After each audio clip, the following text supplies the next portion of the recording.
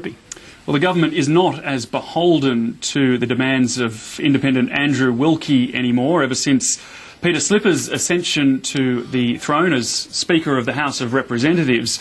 I want to ask you, Gary Hardgrave, about his comments today in Fairfax Press saying that, well, he made that decision because he felt he was being bullied by the LNP. What do you make of that?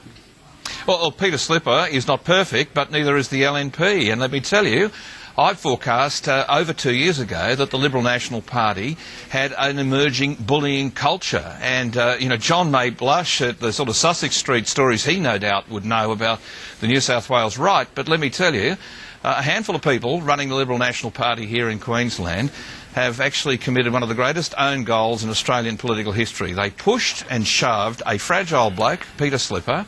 They pushed and shoved him, did not rein in a pretender for his seat, did not give him any of the respect that he should have got as a bloke in a very marginal, parliamentary sense. One seat either way. A bit like what Julia Gillard's doing to Kevin Rudd. I mean, what if Kevin says, as we say here in Brisbane, to the Valley, I'm resigning, and there's a by-election in Griffith? I mean, the LNP pushed and shoved Peter Slipper around just so much that Peter left. And, I've been bullied.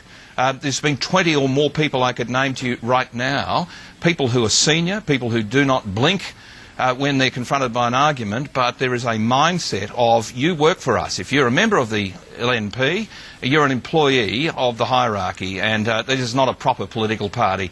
And those in the know, in the Liberal Party in Canberra, are furious with the Liberal National Party hierarchy in Queensland. So Peter Slipper is right. OK, there's also been a little bit of argy-bargy on the other side of politics between, well, as it's been reported, Kevin Rudd and Julia Gillard. John Delabosca, we've only got about 20 seconds left. But what do you make of what we've seen in terms of the leaks coming back and forward on that front? Look, I think